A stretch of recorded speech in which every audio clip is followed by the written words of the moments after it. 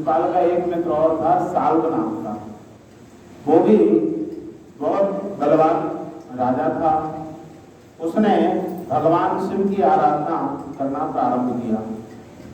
और कोई भगवान जैसे कोई पूजन करते हैं तो कोई व्रत लेते हैं, तो व्रत में फलाहार ली जाती है। तो इसने इतना कठिन तप किया कि इसने मात्र भस्मी को बांध कर खाकर, भस्मी जो होती है कंडे की भस्मी को जलाता था, एक कंडे की भस्मी को रोज खाता था। तो मुट्ठी भर भस्मी को खाकर ही इसने तप किया 1 वर्ष तक। और भोलेनाथ तो अवरदानी है, प्रकट हुए, प्रसन्न हुए, कहा कि तुम मांगो वरदान, क्या मांगते हो? तो साल्व ने कहा कि मुझे यदुवंशियों के विनाश के लिए एक ऐसा दिव्य विमान दीजिए जिसकी काट किसी के पास ना हो, उस विमान को कोई भी तोड़ ना सके। भगवान भोलेनाथ ने कहा ठीक है, तुमने व्रत भी इतना उत्तम किया है, तो मैं दानव को आदेश दिया कि एक लोह निर्मित, लोहे का ऐसा सुंदर जो विमान बनाया जाए जो मन की गति से चलने वाला हो, उड़ने वाला हो।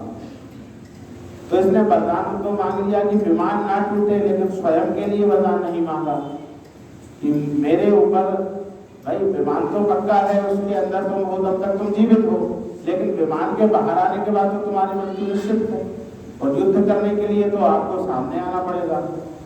तो वरदान मिला और सबसे पहले विमान पर बैठकर इसने जो है द्वारका के ऊपर प्रस्थान चढ़ाई कर दी और द्वारका के लिए अपनी सेना को लेकर प्रस्थान किया।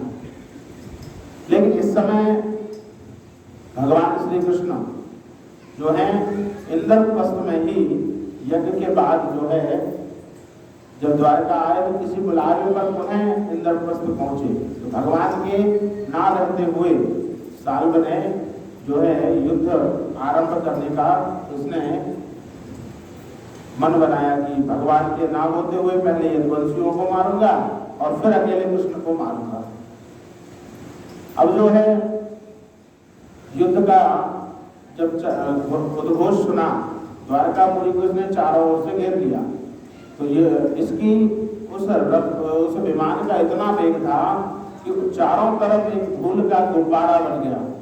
इतने वेग से इसका विमान आया कि द्वारिका में धूल के जैसे वर्षा में ओले पड़ते हैं ना, तो धूल के जैसे ओले के ओले पड़ने लगे। तो जहाँ यदुवंशी हैं उन्होंने देखा तो हाहाकार मच गया। तो प्रद्युम्न आदि शांब आदि जो है राजाओं से बताया, भगवान के पुत्रों से बताया कि प्रभु इतने वेग से जो है साल्व अपनी सेना को लेकर युद्ध करने आया है। तो सभी रण मैदान में अपनी सेना को सुसज्जित करके आ गए। अब प्रद्युम्न जी और साल्व के बीच भयानक युद्ध होने लगा। साल्व अपनी माया से निर्मित उस विमान में अपने को सुरक्षित समझ रहा था। उस विमान के अंदर से ही बाणों की वर्षा करने लगा। और प्रद्युम्न जी भी भगवान के पुत्र, वो भी किसी प्रकार से कम नहीं थे। इनके पास ऐसे बाण थे जिनकी नोक में जो है लोहा लगा हुआ है और जिनके बाण दो तरह, जैसे आगे से नुकीला होता है, पीछे से उसमें पंख लगा होता है। तो स्वर्ण पंख निर्मित बाणों से ये वर्षा करने लगे। एक बार में 25-25 बाणों को ये साल्व के ऊपर छोड़ते हैं। लेकिन साल्व भी अपने उस दिव्य विमान में बैठकर उस विमान में जो बाण लगते हैं उन बाणों से कोई क्षति नहीं पहुंचती, लेकिन जो कुछ बाण साल्व तक पहुंचते हैं उनसे साल्व दुखित होता है। तो 25 दिन तक ये युद्ध चलता रहा। अब इधर एक दूसरे पर जो है साल्व और प्रद्युम्न एक दूसरे पर भारी होते हैं। भगवान की सेना थोड़ा हारने लगी, क्योंकि ये मायावी था, कभी पृथ्वी पर युद्ध करता है, कभी आकाश में पहुंचकर युद्ध करता है। अब भगवान जब इंद्रप्रस्थ में है तो वहां पर भगवान को अपशकुन होने लगे, क्योंकि भगवान तो सर्वांतर्यामी हैं। उन्होंने विचार बनाया कि हमारी द्वारका के ऊपर संकट है, तो बलराम जी को वैसे तो सुरक्षा के लिए नियुक्त करके गए थे, लेकिन बलराम जी भी किसी कारणवश जो है भगवान को बुलाने के लिए वहां पहुंचे।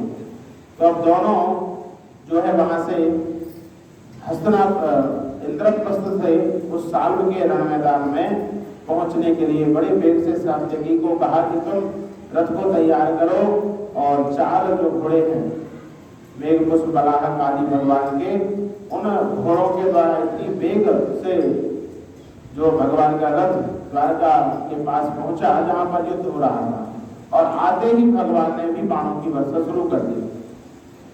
अब तो साल्व ने देखा कि ये तो जैसे कोई निर्णायक युद्ध चल रहा है, उसके बीच में एक पक्ष हार रहा है, लेकिन उसी पक्ष में कोई और बड़ा राजा आकर युद्ध करने लगे तो अंधेरे में मानो सूर्य का उदय हो गया।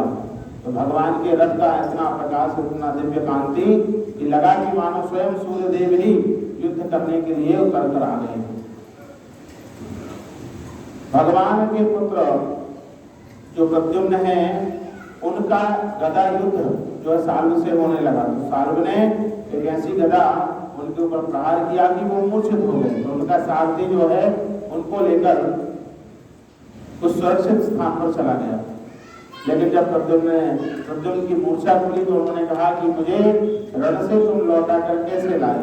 तो सारथी ने कहा कि प्रभु, मेरी ये सबसे बड़ी प्राथमिकता होती है कि मेरे रथी को, मैं हूँ सारथी और मेरे रथी जो हैं, आप जो मेरे रथ पर बैठे हैं उनकी सुरक्षा की सबसे ज्यादा जिम्मेदारी बड़ी मेरी होती है। तो आपको संकट में देखकर मैं आपको लेकर आया हूँ। तुरंत जो है प्रद्युम्न जी के आदेश से फिर रण में प्रद्युम्न जी पहुंचे और फिर घमासान युद्ध होने लगा। अब भगवान को जब साल्व ने देखा तो भगवान के ऊपर भी इसने तीक्ष्ण बाणों से जो है वर्षा शुरू कर दी, तीक्ष्ण बाण की। और भगवान ने भी एक बार में 100 बाण साल्व के ऊपर छोड़े, बाणों से घायल हो गया। तो इसने जो है अब तलवार उठाकर भगवान के ऊपर झपटा। भगवान ने देखा कि अब ये बहुत लंबा युद्ध चल रहा है, तो भगवान ने फिर अपना जो है सुदर्शन चक्र निकाला और साल्व का भी प्राणांत कर दिया। बोलो भक्तवत्सल भगवान की जय। और भी जो इनके साथ में जो राजा आए थे, उन सबको भगवान ने सबका ही उद्धार कर दिया। वहां पर सुखदेव जी कहते हैं कि साल्व के बाद और भी भगवान से जो युद्ध की इच्छा रखते थे, साल्व के बाद दत्तवक्र जो है शिशुपाल का मित्र, वो भी मित्र भी है और भाई भी होता, तो वो भी युद्ध के लिए रण में आया कि देखो इस कृष्ण ने, होने को तो मेरा रिश्तेदार है, मामा का लड़का है, लेकिन इसने मेरे भाई को मारा। तो वो भी भगवान को मारने की इच्छा से कुछ समय बाद युद्ध करने के लिए आ पहुंचा। तो भगवान ने शिशुपाल को तो सुदर्शन से मारा था, लेकिन इसके ऊपर कौमोद की गदा से प्रहार करके इसका भी प्राणांत कर दिया। बलकल आदि दैत्यों का भी बलराम जी ने संहार किया। अब एक बार भगवान की आज्ञा, भगवान के कहने पर बलराम जी तीर्थ यात्रा के लिए निकले। कहा कि भैया आप बढ़ो, क्योंकि तीर्थ यात्रा की आयु भी हो गई थी, बच्चे हो गए, बच्चों के बच्चे भी हो गए, तो समय अनुसार तीर्थ यात्रा भी करना चाहिए, ऐसा बलराम जी ने विचार किया। भगवान से पूछा तो कहा भैया सुबह से शीघ्र, जो अच्छा लगता है, जो शुभ है, उस कार्य को बहुत जल्दी करना चाहिए। तो 1 वर्ष का संकल्प लेके बलराम जी जो है द्वारकापुरी से तीर्थ यात्रा के लिए निकले। विभिन्न तीर्थों में घूमते घूमते जो है नैमिषारण्य तीर्थ में पहुंचे, जहां पर देखा कि सूत जी महाराज बहुत बड़े बड़े ऋषियों को, जो ब्रह्मर्षि हैं, राजर्षि हैं, सभी को, अच्छा सूत जी महाराज की आयु कम है, लेकिन जो कथा सुनने के लिए बैठे हैं उनकी आयु हजारों वर्षों की आयु है। तो बलराम जी के आगमन पर सभी ऋषियों ने खड़े होकर जो है बलराम जी का स्वागत किया। लेकिन सूत जी जो व्यासासन पर बैठे थे, तो बीच कथा में उन्होंने प्रणाम करना उचित नहीं समझा, तो आसन के ऊपर से ही बैठे बैठे ही प्रणाम कर लिया, खड़े होकर अभिवादन नहीं किया। तो बलराम जी को क्रोध आया, कहा कि देखो इतने बड़े बड़े हजारों हजारों वर्षों की जिनकी आयु है, जो ब्राह्मण शरीर से हैं, कोई क्षत्रिय शरीर से हैं, उन सभी ने मुझे प्रणाम किया, लेकिन तुम रोमहर्षण के पुत्र हो और सूत जाति से हो, निम्न जाति से हो, और तुमने मुझे प्रणाम नहीं किया। तो बलराम जी ने अपनी अपने जो हलमुसल बलराम जी धारण करते हैं उनसे उनका सिर जो है धड़ से अलग कर दिया। अब जो व्यासासन पर बैठे हैं तो व्यासासन पर बैठने के कारण सूत जी भी ब्रह्म स्वरूप हो गए थे, तो ब्रह्म हत्या जो है बलराम जी के ऊपर लग गई। सभी ऋषियों ने जैसे ही बलराम जी ने उनको मारा तो अपने कृत्य पर बलराम जी को भी पश्चाताप हुआ कि देखो क्रोध में आकर मैंने आज एक ब्रह्म ऋषि का जो है वध कर दिया। ब्रह्म हत्या जब बलराम जी को लगी तो सभी ऋषियों से पूछा गया मुझे क्या करना चाहिए, क्योंकि बड़ा व्यक्ति कोई अपराध करे और अपराध के लिए पश्चाताप ना करे, उसका जो है मोचन ना करे, तो ये जनता में हवा फैलती है कि देखो बड़े लोग भी अपराध करके उसका पश्चाताप नहीं करते, उसका विमोचन नहीं करते। तो अब मुझे शुद्धि के लिए, अपने शरीर की शुद्धि के लिए क्या करना चाहिए? तो बलराम जी को कहा कि देखो अब आप जो आपकी यात्रा कर रहे थे उस यात्रा को आप जो है संपूर्ण करके और फिर नैमिषारण्य तीर्थ से आगे बढ़कर आप बद्रिक आश्रम आदि तीर्थों का यापन करें, उससे ही आपकी ब्रह्म हत्या दूर होगी। तो वहां से बलराम जी आगे बद्रिक आश्रम के लिए चल दिए, ऐसे तीर्थाटन करने के लिए निकल पड़े। द्वारकाधीश भगवान की जय। सुखदेव जी कहते हैं देखो इतनी सुंदर कथा हमने सुनाई है और भगवान ने सभी दुष्टों का उद्धार किया है, और क्या सुनना चाहते हो? तो परीक्षित जी कहते हैं कि बताइए, मैंने ये सुन रखा है कि भगवान ने बहुत भक्तों को जो है उतारा है, दुष्टों को मारा है, भक्तों को उतारा है, और मैंने सुना है भगवान का एक नाम है दीन वत्सल। तो क्या किसी दीन को भी भगवान ने अपना कृपा पात्र बनाया है क्या? किसी दीन को भी भगवान ने अपनाया है क्या? तो सुखदेव जी कहते हैं बहुत अच्छा प्रश्न है आपका आज सुखदेव जी, क्योंकि देखिए हमारे बीच में अब समय बहुत कम बचा है, इसलिए थोड़ी कथा हम आज पढ़ाकर चलते हैं, प्रसाद की व्यवस्था है, चिंता न करें।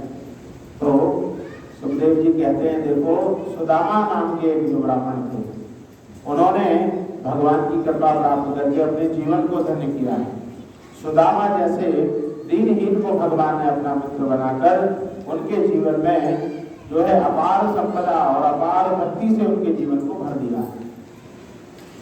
कृष्णस्य दयिता सखा, भगवान सुदामा जी का परिचय देते हैं ब्रह्मणो ब्रह्मवित्तमा, भगवान के परम मित्र हैं और ब्राह्मणों में सबसे बड़े ब्राह्मण कौन?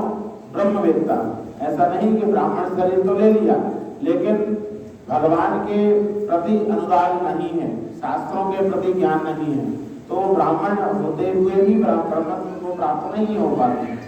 तो ब्राह्मणों ब्रह्म विद्यमान, ब्रह्म को जानने वाले ब्राह्मण हैं, और विरक्त इंद्रियार्थेषु, अपनी इंद्रियों को जिन्होंने संयमित कर लिया है, जो कुछ भी मिल जाता है उसी में अपने परिवार का भरण पोषण करते हैं। विरक्त इंद्रियार्थेषु, प्रशांत आत्मा, अपने में ही जिन्होंने शांति का अनुभव किया है। एक व्यक्ति होता है क्रोधी, एक होता है शांत। तो जो शांत है उसमें भी प्राउपसर्ग लगा है, प्रशांत, जो शांतों में भी एकदम शांत है, तो कहते संतुष्ट रहने वाला। तो संतुष्ट रहने वाले में भी और सबसे आगे अग्रगण्य तो प्रशांत आत्मा जितेंद्रिया। तो ऐसे ब्राह्मण कि अपने घर में कुछ भी नहीं है फिर भी जो कुछ मिल जाता है उसी में अपना भरण पोषण करते हैं और भगवान के परम सखा हैं। ये सबसे विलक्षण बात है। भगवान के सखा होने के बाद भी अपनी पत्नी तक को नहीं बताया कि हम भगवान के मित्र हैं। कहाँ एक तरफ द्वारकाधीश और कहाँ भगवान के सखा सुदामा, कि जिनको कल मांगेंगे आज मांगेंगे तो आज का खाना होगा, कल मांगेंगे तो कल का भोजन हो पाएगा, नहीं मांगेंगे तो भोजन ही नहीं होगा। और एक तरफ जो राजाधिराज त्रिलोकीनाथ, लेकिन अपनी पत्नी को भी नहीं बताया कि हम और कृष्ण गुरुकुल में साथ पड़े हैं, हम मित्र हैं आपस में। विचार करके देखा कि किसी भी व्यक्ति का कोई जो है वार्ड का भी कोई मेंबर जो है उसका मित्र बन जाए, कोई पार्षद मित्र बन जाए, कोई सांसद मित्र बन जाए, कोई सरपंच मित्र बन जाए तो उस जो मित्र अपना है उसकी ज्यादा धौंस बताते हैं, हम ऐसा कर देंगे, हम वैसा करवा देंगे। लेकिन जो राजाधिराज हैं उनके भी मित्र होकर सुदामा जी ने अपनी पत्नी को भी कभी नहीं बताया। तो जो है एक दिन सुदामा जी के घर में कोई भिक्षु भिक्षा मांगने आया, तो भिक्षाम देही जब उन्होंने कहा तो सुदामा जी की पत्नी है सुशीला, यथा नाम तथा गुण, जैसा नाम है वैसा उनका गुण है, वो भी सुदामा जी की तरह परम सुशील। तो भिक्षा के लिए जब कहा गया तो सुशीला जी ने कहा कि मेरे घर तो जो है दरिद्रता है, मेरे घर सूतक लगा है। तो उसने कहा कि दरिद्रता कौन कोई पुत्री हुई है? बोले नहीं, कोई पुत्र अथवा पुत्री नहीं हुई है, मेरे यहाँ पर गरीबी ने जन्म लिया। तो गरीबी क्या सूतक है? तो जो संत आए भिक्षा के लिए वो समझ गए कि इनके घर में अन्न खाने को भी नहीं है।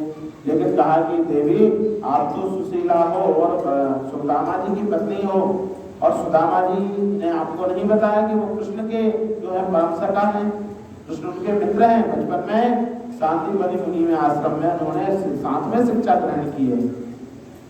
सुशीला तो सुनकर भौचक्की रह गई कि देखो अभी तक मुझे नहीं बताया, अच्छा ऐसी बात है।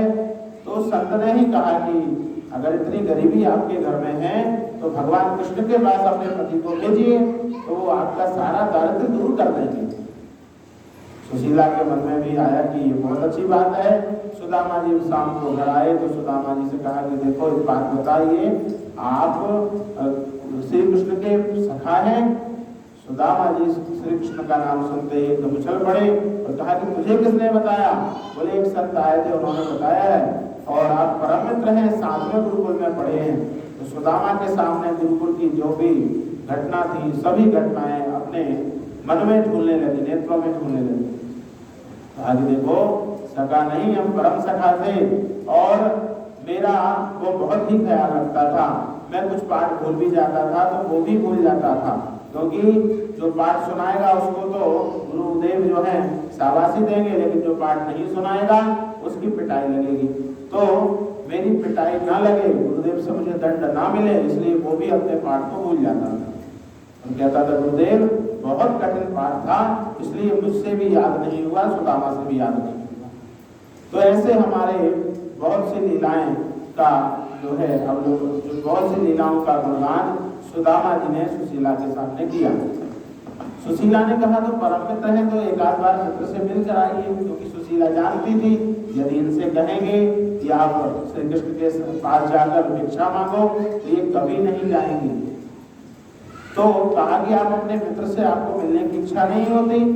सुदामा जी कहते हैं देवी होती तो बहुत है, लेकिन अब घर गृहस्थी को छोड़कर आपको छोड़कर कहाँ जाया जाए, किसके भरोसे छोड़े? तो कहा कि देखो आप उनसे मिलने जाएंगे, यहाँ का कुछ भी आप चिंता ना कीजिए। तो कहा कि देवी अपने मित्र के पास जाने में, राजा के पास जाने में, भगवान के पास जाने में, गुरु के पास जाने में कुछ लेकर जाया जाता है, लेकिन हमारे घर तो कुछ है नहीं, तो मैं बिना लिए खाली हाथ कैसे जाऊं? तो कहा कि उसकी चिंता मत करो, मैं सब व्यवस्था आपकी कर दूंगी। तो कहा कि देवी जब तुम व्यवस्था कर दोगी तब मैं द्वारका चला जाऊंगा। तो कहा कि इतनी सी बात है, मैं अभी व्यवस्था कर देती हूँ। तो सुशीला 4-6 घर जाकर और टंडुल चावल जो है मांग कर लाई। जब गरीबी होती है किसी के ऊपर तो उसे मांगने से भी कोई कुछ देता नहीं है, क्योंकि सामने वाला देने वाला सोचता है कि हम तो इसको दे देंगे लेकिन ये कैसे देगा। बड़े लोगों को जो है बड़े जो है बैंक भी पैसा दे देते हैं, चाहे वो खा पी के और जो भाग जाते हैं छोड़ के, लेकिन गरीब को तो 1000 का भी लोन नहीं मिलता बैंक से, क्योंकि बैंक वाले सोचते हैं कहाँ से देगा। तो गरीब की कोई पूर्ति नहीं कर पाता है, अमीर के लिए तो सब कुछ खड़े रहते हैं सब लोग। तो सुदामा जी की ऐसी हालत थी कि कुछ ये तो आज का कल मांगकर, आज के भरोसा आज करते हैं, कल का मांगा हुआ कल खाते हैं। तो ऐसी अवस्था में सुशीला को भी जो है 4 मुट्ठी चावल 4 घर घूमने से मिले, और अब चावल तो लेकर आ गए हैं, लेकिन उनको बांधने के लिए कोई वस्त्र नहीं है। बर्तन तो छोड़ो, कोई ऐसा साबुत कपड़ा भी नहीं है जिसमें वो 4 मुट्ठी चावल बांधकर भगवान तक पहुंचा सके। तो अब एक फटी सी धोती थी, उसको दुबरा दुबरा करके उसमें चावलों को बांधा गया और पोटली सुदामा जी को थमा दी। सुदामा जी अत्यंत प्रसन्न है कि मैं मित्र के दर्शन करूंगा। अयम ही परमो लाभो उत्तम श्लोक दर्शना, मेरे जीवन का तो यही परम लाभ है कि मैं आज उन उत्तम श्लोक भगवान श्री कृष्ण का दर्शन करूंगा। और सुदामा जी अपनी नगरी से द्वारकापुरी के लिए चल दिए। रास्ते में विचार करते जा रहे हैं, वो मुझे इतने दिनों बाद जब मिलूंगा तो वो मुझे पता नहीं पहचानेगा या नहीं, लेकिन इनके मन में विश्वास था कि भगवान से जब मैं मिलूंगा तो उसी प्रकार वो प्रेम बरसाएंगे जिस प्रकार गुरुकुल में हुआ करता था। बहुत दूरी तक सुदामा जी चलते रहे, एक पेड़ के नीचे बैठ गए छाया में, क्योंकि बहुत देर से चल रहे हैं तो पैरों में जो है छाले पड़ गए हैं और कुछ छाले जो है जो फूट गए हैं, उनमें से खून जो है रक्त बहने लगा और उस रक्त जो बह रहा है उसमें तमाम जो है कांटे और मिट्टी चिपक रही है। ऐसे पैरों की दशा हो रही है। तो कुछ समय के लिए पेड़ की छाया में सुदामा जी विश्राम करने लगे। विश्राम करते करते उनको नींद आ गई और नींद जो आई है उतने में भगवान ने जो है सुदामा जी को उस स्थान से उठाकर और द्वारकापुरी के दरवाजे पर राजद्वार पर पहुंचा दिया। अब सुदामा जी की जब निद्रा भंग हुई तो आसपास देखा कि अभी तो यहाँ कुछ नहीं था, तो इतने बड़े बड़े महल हटा दिए, शायद हम द्वारकापुरी आ गए। तो वहां पूछा कि भैया द्वारका का रास्ता कहाँ है? बोले द्वारका का राजमार्ग यही है। बोले यहाँ पर हमारा कन्हैया कहाँ मिलेगा, क्योंकि भगवान का बचपन का नाम है कन्हैया। तो उन्होंने सोचा कि भाई कहाँ कन्हैया, तो यहाँ कोई नहीं रहता। बोले अच्छा कन्हैया यहाँ नहीं रहता। तो फिर सुदामा जी ने कहा कि देखो शायद यहाँ पर उनका नाम कृष्ण ही है। तो कहा कि भैया कृष्ण कहाँ मिलेगा? बोले ऐसे नाम लेते हो, वो तो राजाधिराज हैं, उनका ऐसे नाम नहीं लिया जाता। बोले कैसे लिया जाता है? बोले राजाधिराज जो है द्वारकाधीश 108 श्री कृष्णचंद्र जी महाराज, इस प्रकार नाम लिया जाता है। सुदामा जी सुन के रह गए, देखो इतना बड़ा नाम हो गया है भैया और इतना बड़ा वैभव हो गया है, अब तो पक्का वो मुझे नहीं पहचानेगा, लेकिन फिर भी जब यहाँ तक आए हैं तो मित्र से मिलकर ही जाना चाहिए। तो उस राजपथ से चलते चलते सुदामा जी जो है भगवान के जो रुक्मणी जी का जो कक्ष था उस कक्ष तक पहुंचे और द्वारपालों ने रोका, तुम कहाँ जा रहे हो? तो कहा कि भैया हमें श्री कृष्ण से मिलना है, वो हमारे बचपन के सखा हैं। द्वारपाल भी सुदामा जी को ऊपर से नीचे तक, नीचे से ऊपर तक देखता है, ये फटे हाल में जो ब्राह्मण आया है और भगवान को अपना सखा कह रहा है, ये कैसे हो सकता है? लेकिन भगवान का द्वारपाल जानता है कि इस दरबार में कोई भी विभूति किसी भी स्वरूप में आ सकती है। ब्रह्मा आदि देवता भी आते जाते रहते हैं, तो उनकी भगवान की लीला कोई नहीं जानता है। तो कहा कि ब्राह्मण देव आप यहीं पर विश्राम कीजिए, मैं अभी आपकी सूचना लेकर जो है अंदर जाता हूँ, भगवान को बताता हूँ। अब भगवान उस समय सुधर्मा सभा में ही बैठे थे और वहां से जो है भगवान को जब सूचना मिली तो रुक्मणी जी ने मुकुट पहनाया ही था और भगवान अभी बैठे ही थे सिंहासन पर। और द्वारपाल ने आकर बताया कि भगवान हमारे द्वार पर एक ऐसी विभूति आई है जिनका दर्शन अभी तक नहीं किया है और आपको अपना परम मित्र बताते हैं। भगवान ने कहा भैया ऐसा कौन है? तो कहा कि देखो उनके शरीर पर जो है धोती बंधी तो है, लेकिन उसमें इतने छेद हैं कि उसको पता नहीं चल पा रहा है कि ये वस्त्र पहना कैसे होगा, और तन के ऊपर एक बस अंगोछा मात्र डला हुआ है। धोती पटी सिरती दुबदी पाव न पाहन कीन बयाना, जिनके चरणों में जो है पद त्राण नहीं है, चरण पादुकाएं नहीं है और उनके पैरों में जो है तमाम मिट्टी लगी हुई है, रक्त रंजित उनके पैर हो रहे हैं। ऐसी विभूति का कहा कि उनका नाम क्या है? तो जैसे ही नाम बताया कि बतावत आपका नाम सुदामा, उनका नाम सुदामा है। और सुदामा नाम सुनते ही भगवान अपने सिंहासन से उठ गए और शरीर की सुध नहीं रही और भगवान बहुत वेग से अपने उस सभा मंडप से उठकर और द्वार की तरफ दौड़ पड़े। मुकुट कहीं है, दुपट्टा कहीं है, और ऐसी हालत में दौड़ते हुए भगवान अपने मित्र सुदामा से जाकर सीधे जाकर गले मिले। और सुदामा ने जो अपार आनंद पाया, उनका सुखदेव जी कहते हैं शब्दों में उनका गुणगान नहीं कर सकते। सुदामा को लगा मानो बहुत तेज गर्मी में जैसे बारिश की बूंद जब गिरती है तो जैसे भूमि को प्रसन्नता होती है, वैसे ही सुदामा जी के तप्त हृदय पर भगवान ने जब अपने कर कमलों से सुदामा जी को हृदय से लगाया तो उस तपती भूमि पर मानो वर्षा की बूंदें गिर गई। ऐसा आनंद सुदामा जी को भगवान कृष्ण से मिलकर आया। और भगवान कृष्ण सुदामा जी को लेकर सीधे अपने अंतःपुर में रुक्मिणी जी के शयनागार में पहुंचे।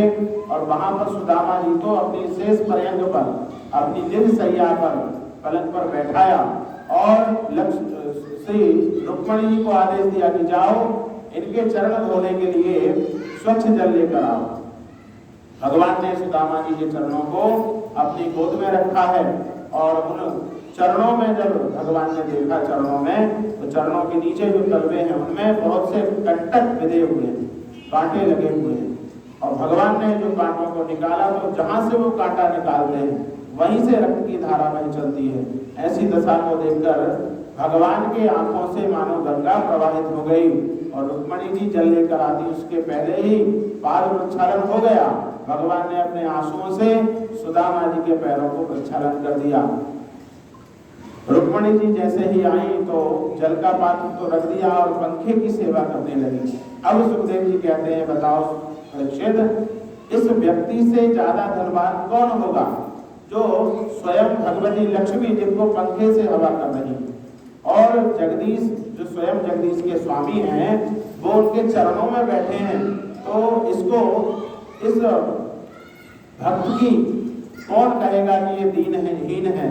कौन इसको निर्धन कहेगा जो स्वयं लक्ष्मी नारायण दोनों की सेवा में लगे हुए हैं?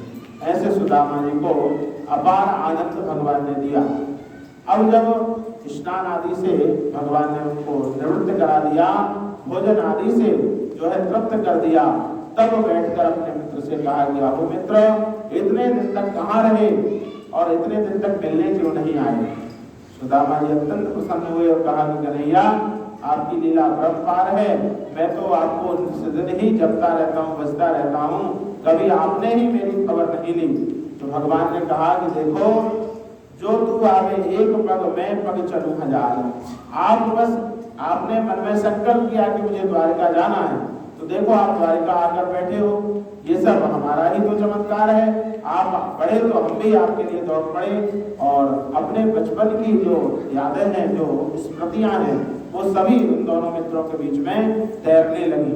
अब कोई भी बात जरा सी भगवान कहते हैं और सुदामा जी उस पर प्रसन्न हो जाते और कहते वाह भैया कितनी अच्छी बात है, ऐसे हम गुरुकुल में रहे, ऐसे हमने पढ़ाई की, ऐसे विद्याध्ययन किया।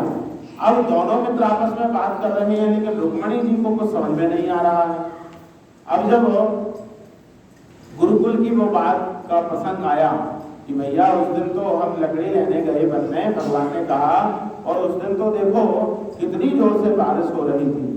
सुदामा जी ने कहा कि ये अब टोल पट्टी खोलने वाले हैं, तो कहा कि बात को टालना चाह रहे भैया, उस दिन की बात तो छोड़ो।